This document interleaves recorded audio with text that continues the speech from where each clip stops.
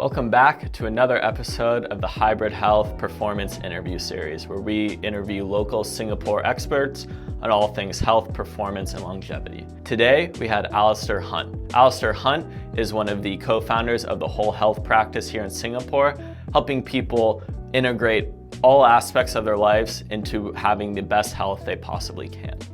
Alastair has a background in nutritional science, plant-based diets, exercise physiology, and all things health.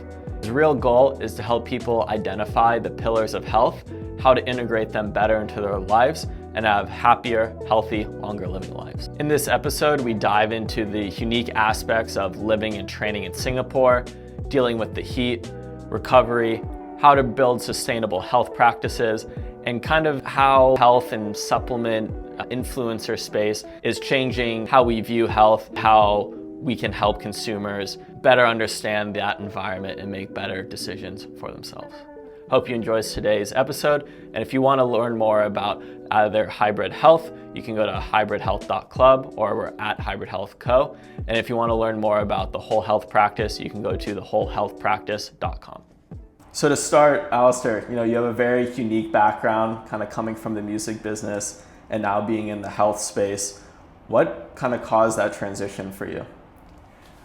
I've had a long association with health, both good health and poor health. In my early 20s, I was super fit. I did some time in the UK when I was at university with sort of the reserve army, got very fit.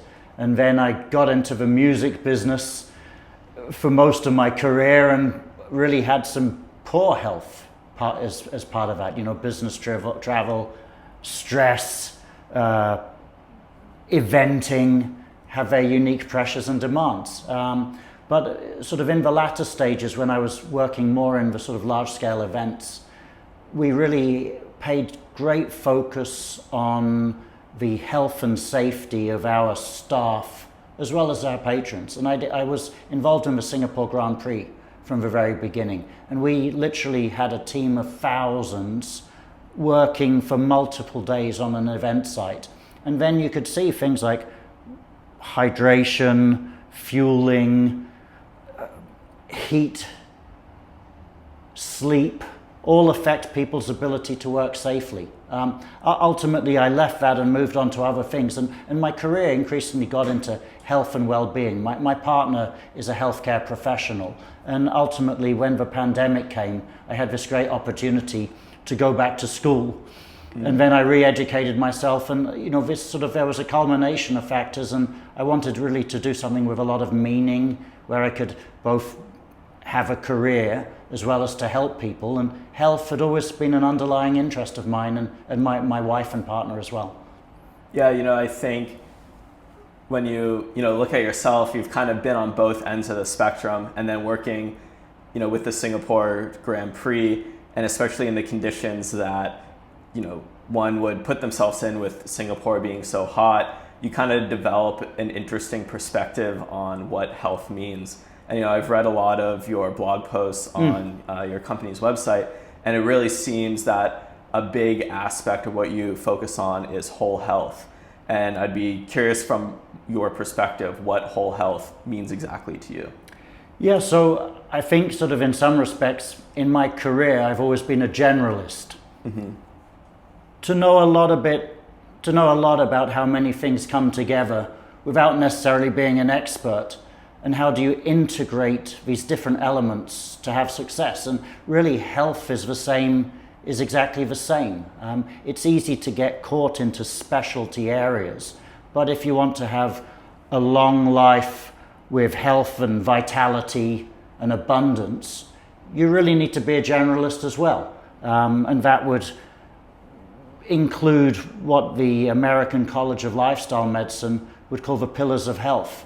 So components of that would be, you need to have physical exercise covered, cardio and strength. You need to have good diet and nutrition.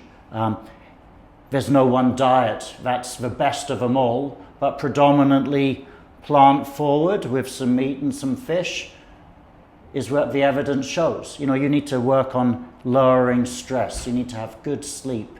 You need to have good social connections, a feeling of purpose, and ultimately, you know, avoiding some of the riskier substances, you know, cigarette smoking, maybe a little glass of wine is fine as well. But this is really the whole health ethos, and what we do is we look at how do we help people try to uplift those areas in their own day-to-day life. So that sounds to me a lot like kind of what we learned from the blue zone research, right? Yeah, absolutely. And you know, the dying blue zones, because these places are no longer existing in the way that they did. I think, you know, Okinawa is a famous one, but, you know, Okinawa has now effectively changed and gone, and we could see the same thing happening maybe in the mountains of Sardinia. But those same tenets of blue zone living, which have been studied in the blue zones, but also have been studied as part of daily living in any major urban area of the world, those tenets of, well, good social life, eating correctly, and so forth, really the evidence shows that that is what makes up health. So when you look at all those things, because, you know, even when I think of myself personally, they all sound very nice, but when you live in a place like Singapore, that's definitely a city, right? It's very hard to escape the city aspect, even if you go out. You know, you're kind of subject to the environment around you of there's only maybe so many options when it comes to clean eating. You know, you're super busy with work. When you're working with clients and trying to kind of integrate those new habits, whether there's someone, you know, like myself that's like an athlete, wants to perform better, or just a general working professional who wants that more holistic life, what are some of the habits and practices that you kind of start with them to get them down that path to make those bigger changes? So if you take it a step back, we can only support people who are ready to change. And many people aren't. It's easy to say everyone wants to be healthy, but many people, for good reasons, aren't able to prioritize or focus on their health. Once we have someone who's interested to change, maybe because they've become self-aware, self-educated, they've seen a problem with their contemporaries or their families, then we're able to work with them. We don't really tell anyone ever what to do, but through our process, a process called health coaching, we help people really to identify and understand what is important to them. For someone who's in their late 20s, that could be very different to someone who's in their 40s or 50s. Someone in their 20s is probably looking for performance, how to juggle a young career and the business travel. Maybe they're married and trying to have kids, conforming to the pressures of social media. Someone in their 50s or 60s is probably dealing with elderly parents who are frail. They've probably got kids who are teenagers or maybe even left home. The job and work life has settled down. So everyone's got their unique set of circumstances. However, ultimately, diet, nutrition, exercise, living a stress-free life, good sleep are common to everyone. And we really sort of look at the person in their own circumstances and support them that way, how to meet these goals or targets that they choose and they set. So it really kind of comes back to that holistic health approach of, you know, not necessarily what are the tactics, but what are you trying to really accomplish first, right? Like, where are you in your life?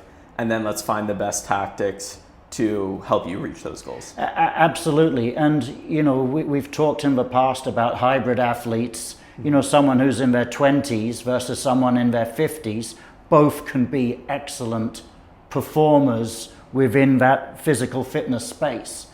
How they get there is another matter with regards to their training regimen, with regards to how they, you know, juggle the timing or how they eat, how they shop. And this is really where we come in. So I'd be curious on your perspective then, because how long have you lived in Singapore now? I've been here almost 30 years. And you're originally from the UK, right? But you've spent time in New York as well. Yeah, I'm a mutt. I'm half English, half Austrian. My mother is Viennese. My father is English. And I've been fortunate to travel around the world, living in the States, in Central America. But Singapore is my home, and I've been here longer than anywhere in my life. So, with having been a lot of places, been out in Singapore a while, and still staying active yourself, how would you say you approach maybe training different when it comes to training in Singapore, especially when you're dealing with the heat? Yeah, so two things really there. One, I'm now in my early 50s, so as a foundation, I need to make sure that the training is suitable for me. And that really means a focus on not getting injured. And I've been injured as well. We don't get it perfect. Yep. If you exercise or train, sooner or later you'll get an injury. With regards to being in Singapore, everyone, if they're a recreational athlete or just an office worker, the heat is really what we need to deal with. I've always been very sweaty. So for me, hydration has been very important. And I found that when I focused on my hydration for exercise, I really enjoy running and doing some sort of circuit training. But when I focus on hydration, it also helps me lift up my non-exercising times. Because I think, many people in Singapore ultimately are dehydrated in one way or another, and it sort of can bring your life down.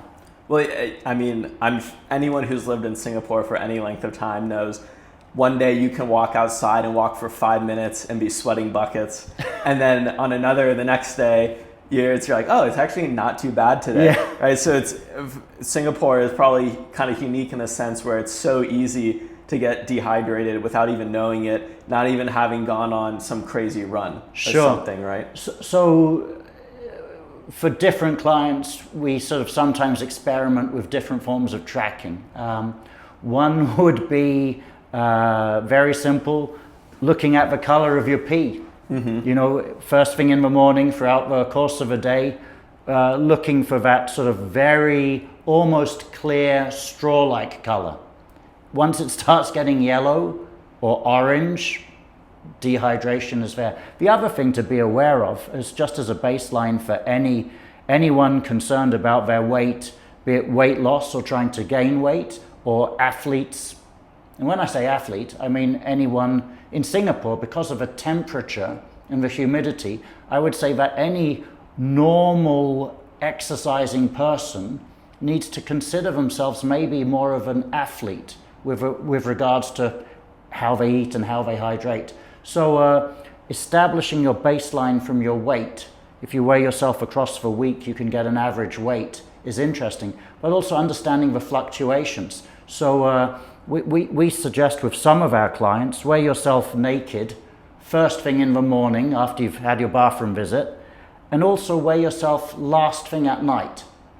And it is incredible what the variation between first thing in the morning and last thing at the night can be, the variation in weight.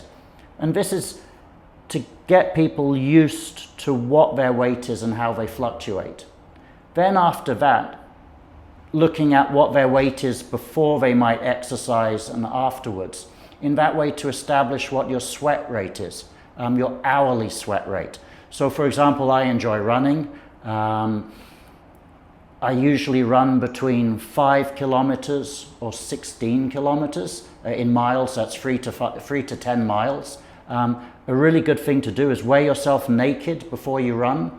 Go out for a run, 45 minutes, not longer than an hour. After that, get home, weigh yourself, not having drunk anything. And that difference in weight divided by the time will give you your sweat rate per hour. How much weight do you lose in that time? I've never done that, so I'd be curious. Okay, so I'm very sweaty. So my sweat rate per hour, fairly consistently in Singapore, is 1.6 liters per hour. Wow. So if you imagine the large bottle of Coca-Cola, that's 3/4 pretty much. And so from there, you know what you lose running. You then there's a formula to work out how much you need to drink in order to rehydrate. Typically it's 1.5 times the amount you've lost. Not all at the same time. You need to do it over the course of a few hours. And then with this awareness, well, one, it helps you, of course, create a hydration strategy for when you're running or working out.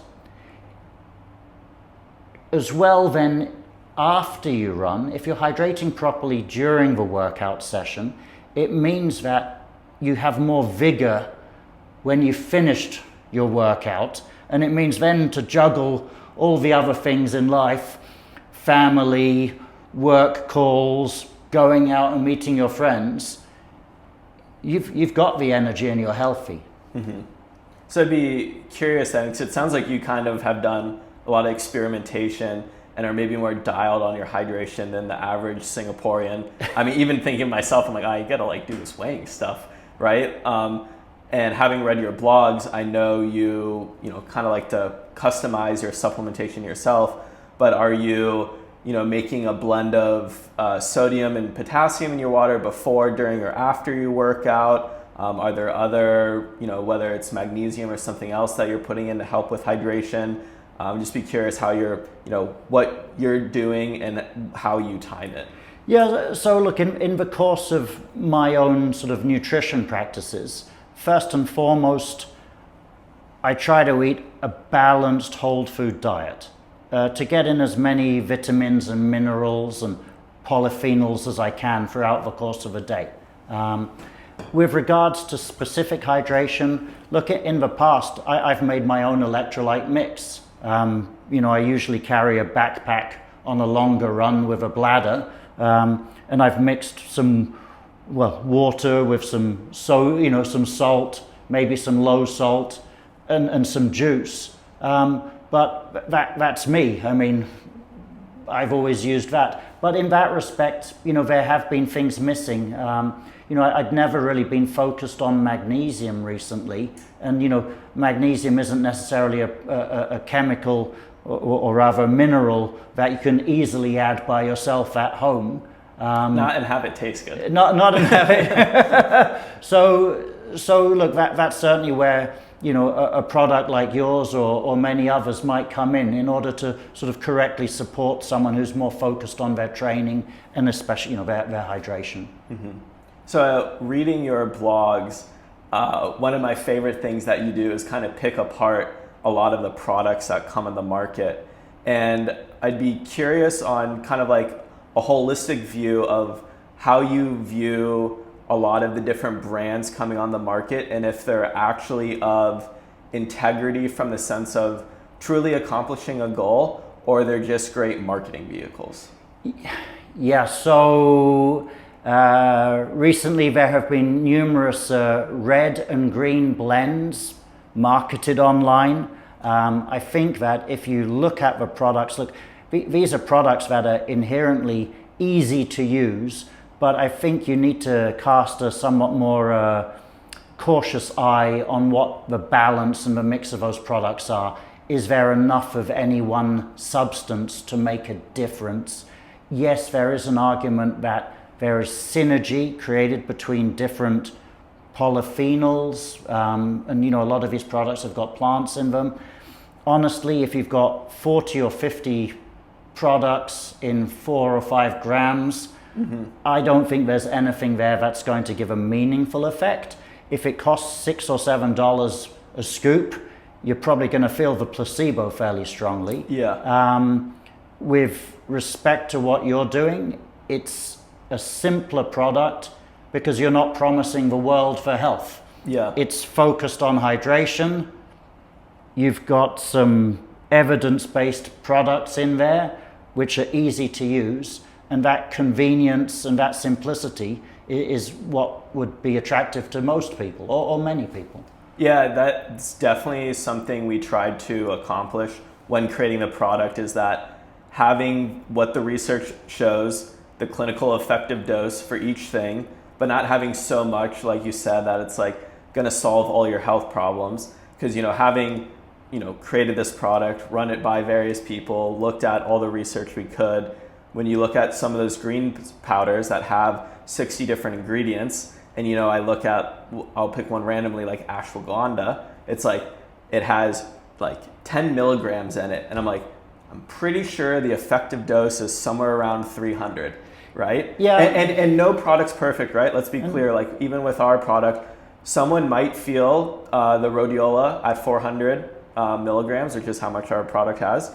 And some people might need double that, right? You can't target everyone, but I think there's also a threshold in which there's a point of, well, do you have it in there to have it in there? And trust me, we had manufacturers that we decided not to work with that are like, oh, you should throw branched chain amino acids in your product. We're like, the research shows it makes maybe a 2% difference in someone's like muscle building recovery after, like kind of BS, right? Essential aminos, maybe a different story, but branched chain, I'm like, it's kind of really just a marketing thing.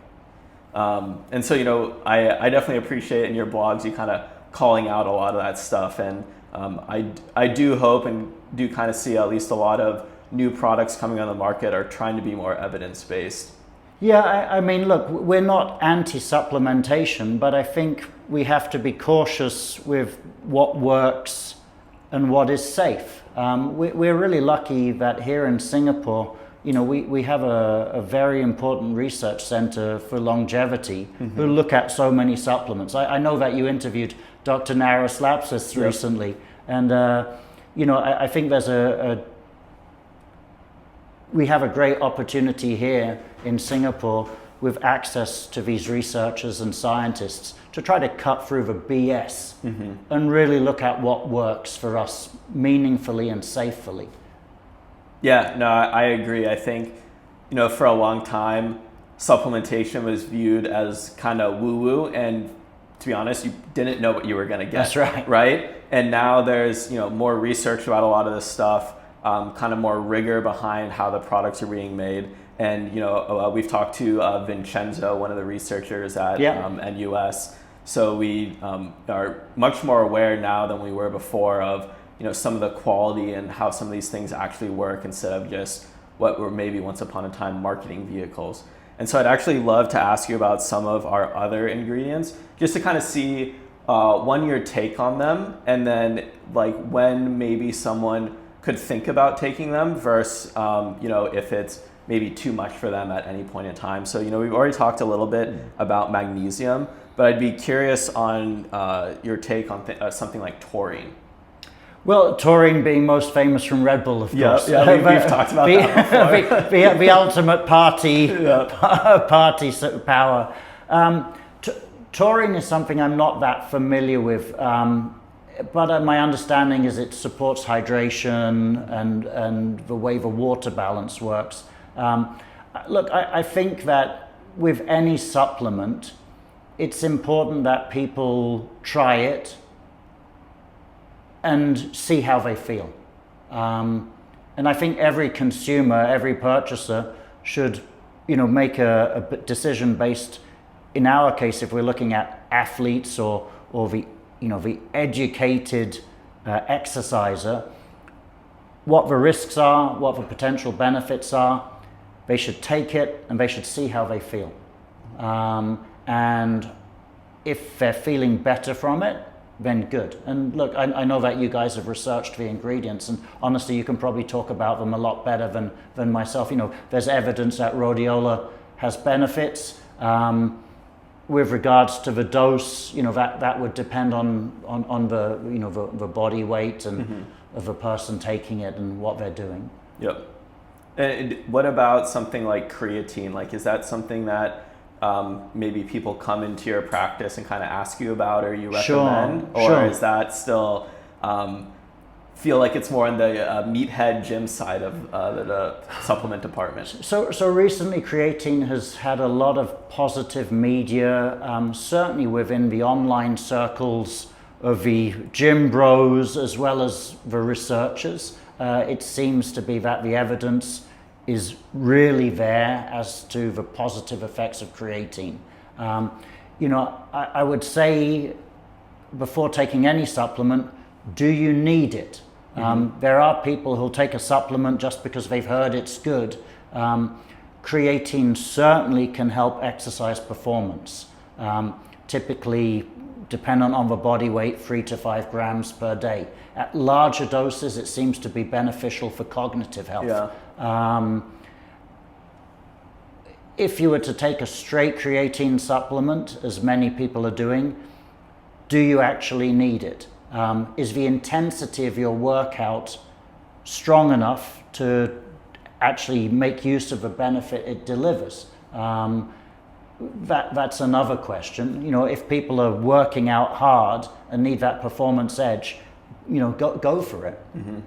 Yeah, you know, I think just once again, when we were formulating our product, you know, we definitely made it specifically kind of, you know, for the hybrid athlete. People are doing HYROX CrossFit to, you know, really get something that wasn't in the market for those people. But I also do agree that, you know, just because you hear something online from an influencer doesn't mean, you know, the average person needs it. Like, even I had a buddy text me last night asking kind of about, you know, hydration through brands like Element is huge in the US, right?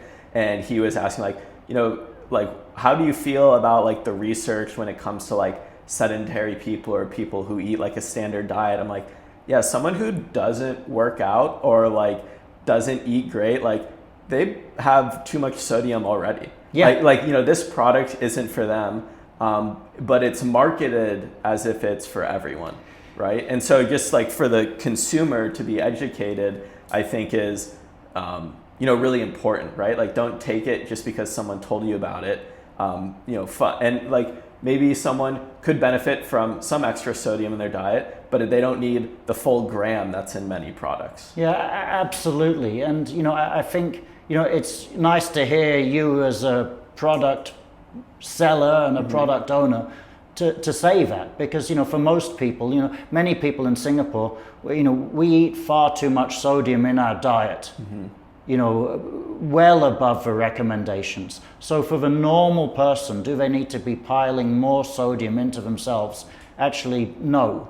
But for people who are monitoring their diet, people who are trying to achieve certain goals, and you could see this, you know, certainly with hybrid athletes who are enjoying the HYROX and all manner of sports. For those people, they might want to sort of more carefully understand, review, and titrate the dietary nutrients that they're taking in.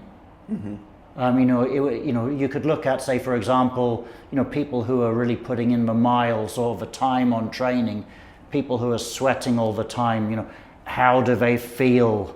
You know, are they overtraining, overreaching? And then, you know, obviously simple things like looking at the color of one's pee. You know, these are all important to monitor.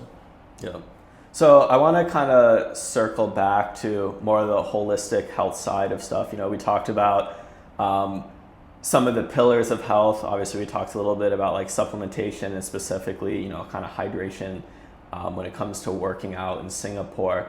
When you are working with clients, how are you helping them kind of build some of those habits to start out, right? If someone's just starting, you know, whether it's they want to train for their first HYROX, they're just looking for a transition period in their life to get healthier, what are some of the techniques maybe that you recommend for people starting on that, you know, health journey?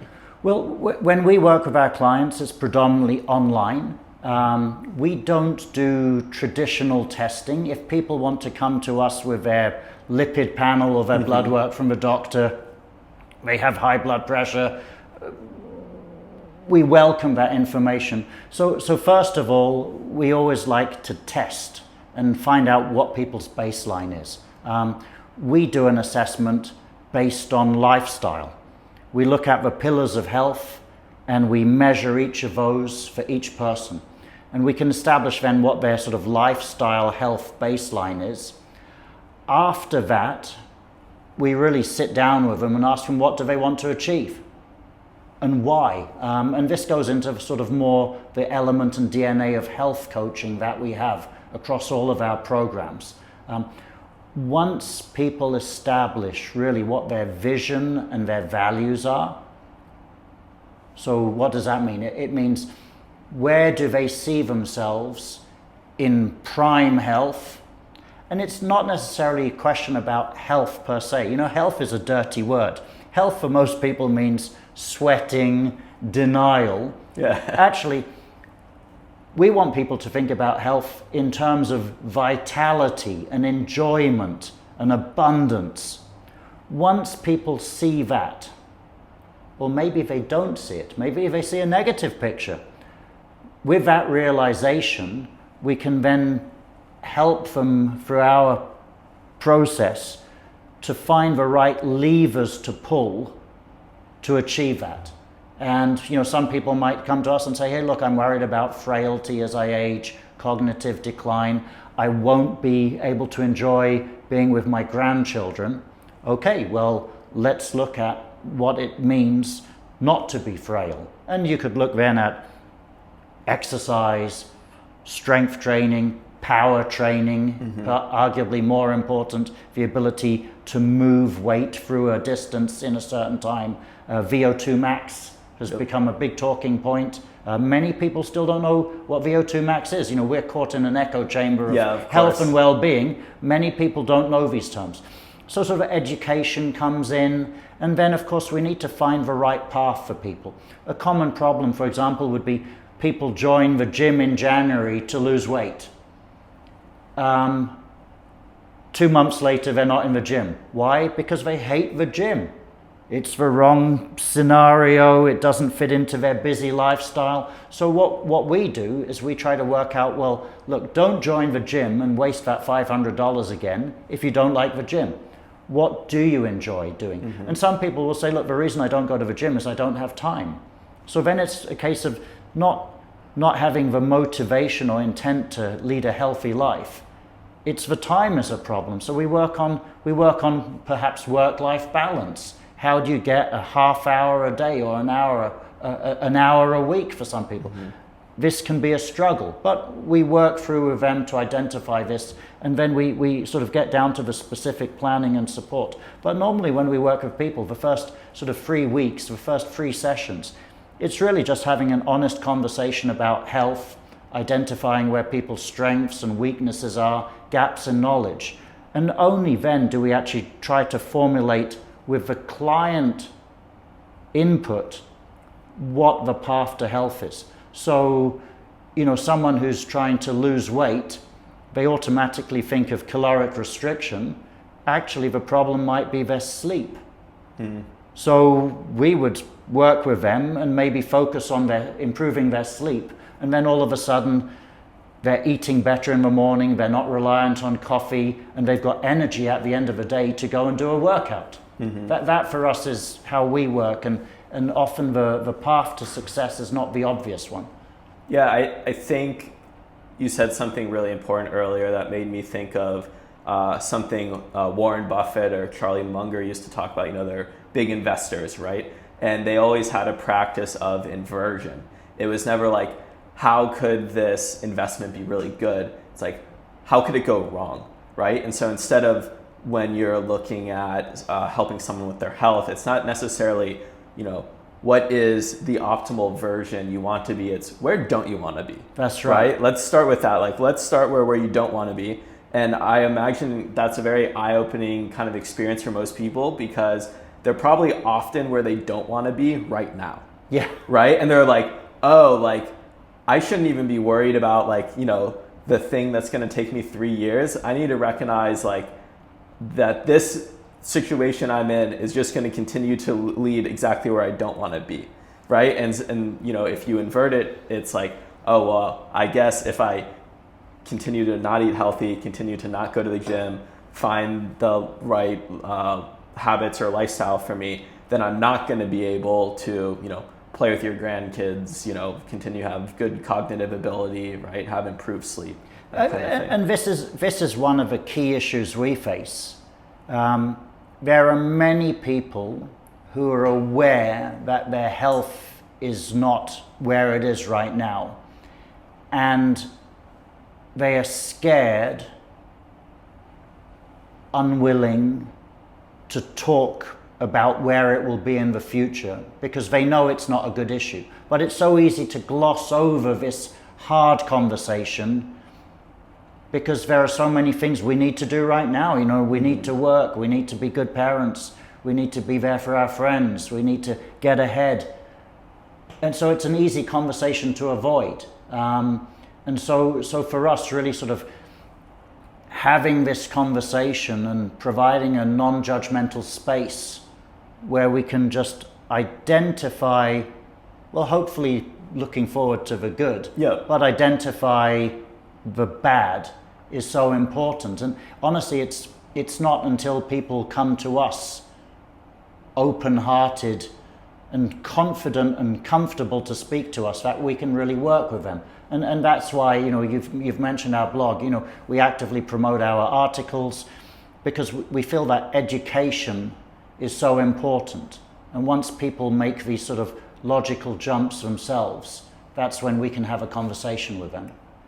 Yeah, I agree. I think there's also an aspect of, not to get too philosophical with it, but, you know, when you live a certain way for a long time, it kind of becomes ingrained in your identity of that, you know, you're not somebody who eats healthy, goes to the gym, sleeps enough, right? And to have a full identity change in some of those things is, it's hard for people, right? Well, look, I work in healthcare. I run a bespoke practice, and my health is something I'm always juggling. In the last year, I've injured my Achilles, my shoulder, my workouts and my running have been degraded. I put on weight, and these things can slowly creep up on one. But then you go through these cycles, you can identify the problems and work to address them. It's hard sometimes to apply our own process on myself, but you know, I focus on it, and you know, just taking these. I think what's important, most people allow perfection to be the enemy of good. Often it will be a case, maybe, and as someone who exercises, you might appreciate this. If I can't go and do the workout that I really want to do, I'm not going to do that workout. Or I don't have time today to run 10 km. I don't have an hour to run, and that was a run I wanted to do. So I'm not going to do a 3 km or a 5 km run. And that's I think the wrong attitude.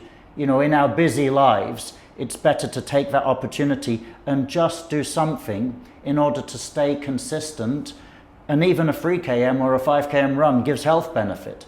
And in the long term, you know, I like the fact that people are motivated to compete in an event, be it a HYROX, a half marathon or longer. But ultimately, for many of our clients, these might be interesting short-term goals and mountains to climb. But where are we going to be in our 70s and 80s? And in that respect, we want to be doing a little bit of consistent exercise every day, you know, getting those 2 strength workouts in per week, maybe 3, getting in some form of running or cycling or dancing or rowing or dragon boating to increase the cardiovascular capacity. And, you know, I think the science is really interesting that, you know, we really need to be doing something every day. And we probably need to be working out a little bit harder than we suspect. There's huge benefit in going for a slow, easy run, zone 2. But which is very hard in Singapore with how hot it is. It's very hard to keep your heart rate down in Singapore. And it's interesting to see how the heart rate drifts upwards after sort of half an hour, 40 minutes of running.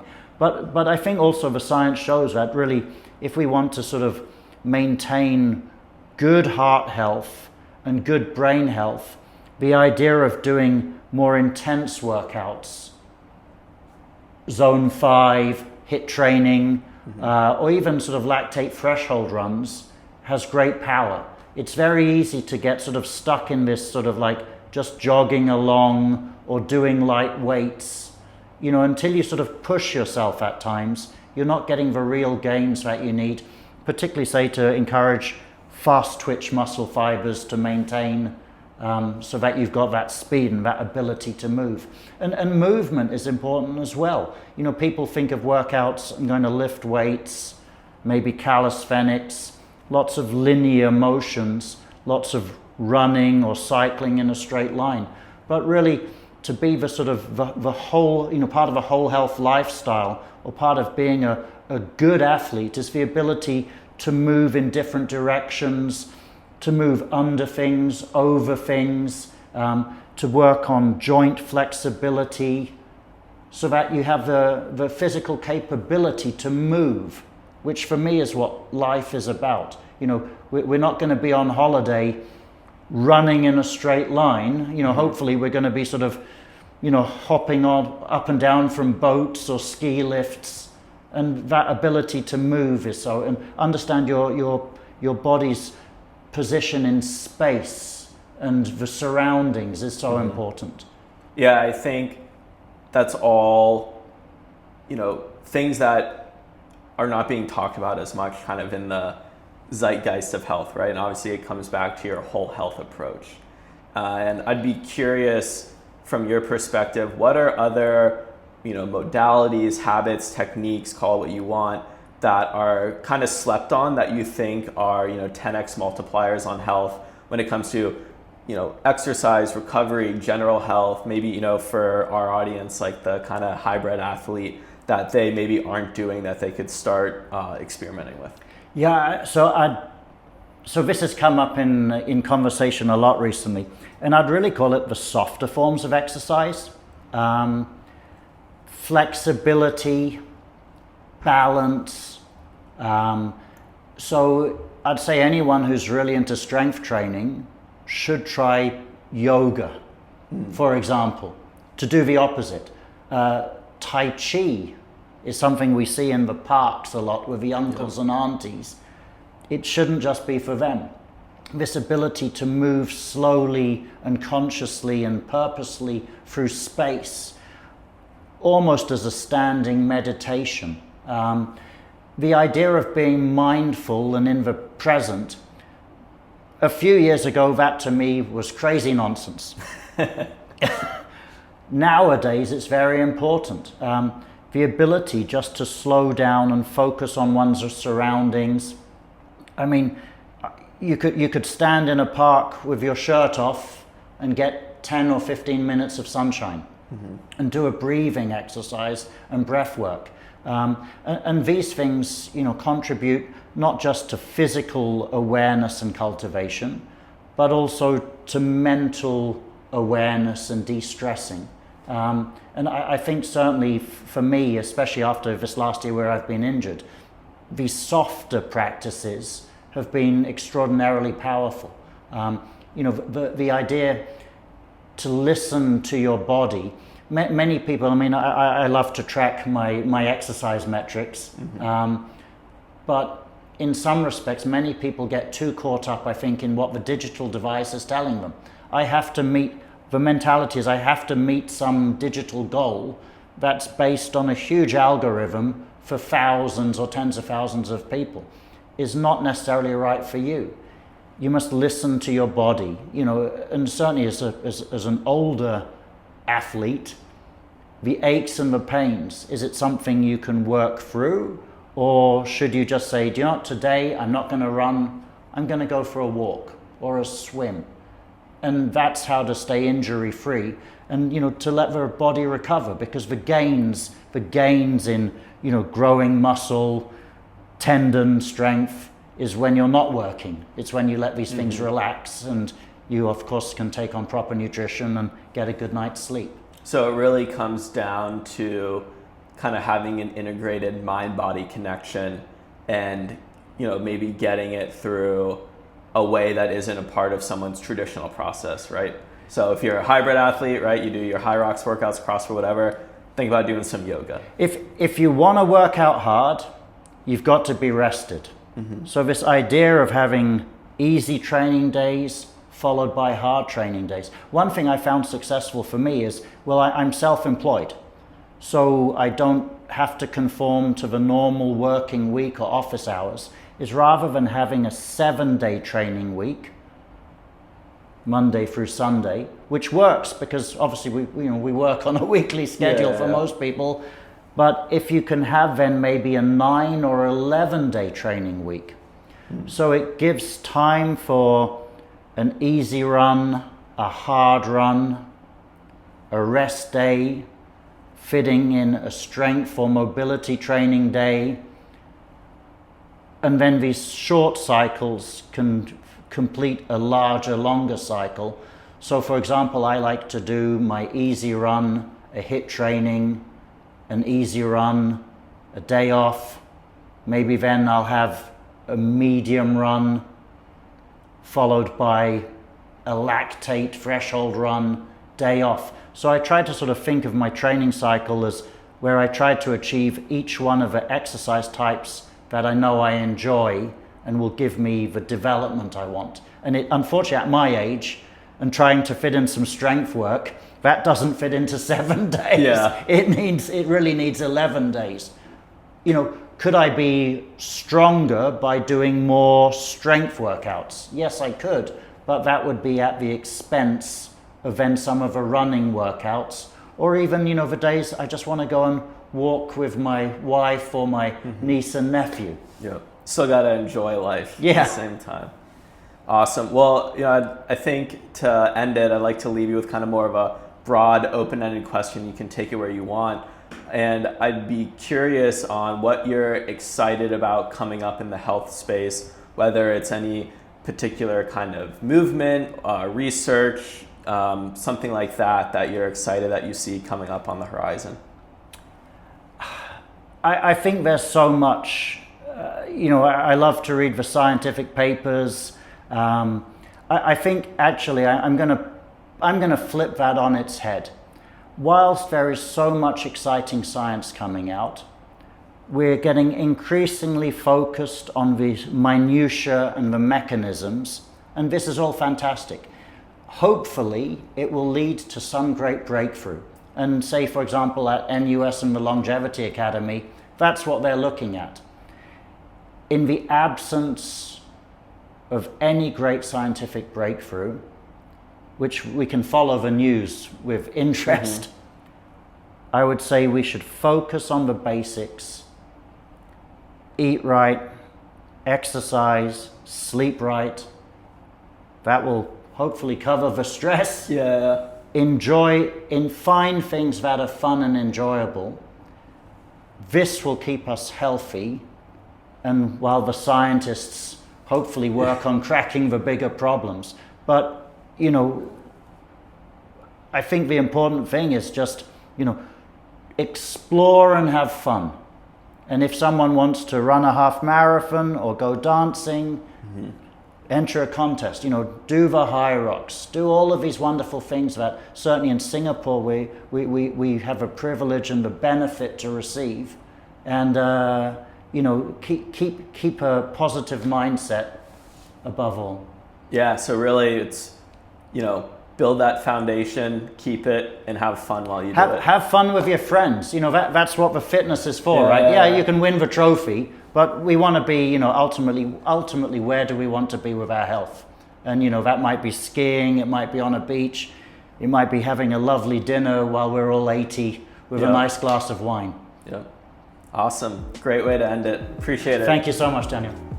I hope you enjoyed that interview with Alastair Hunt. I know we had a great time talking about all things dealing with the Singapore heat, different types of supplementation, and kind of our view on the health and supplement space. If you want to learn more about what Alastair does, you can go check out his blog at thewholehealthpractice.com, or if you want to work with him, you can also schedule a consultation there. If you want to learn more about Hybrid Health and our recently launched hybrid hydration product and all of the different aspects of it, you can check it out at hybridhealth.club, or go and follow us on social media at hybridhealth.co.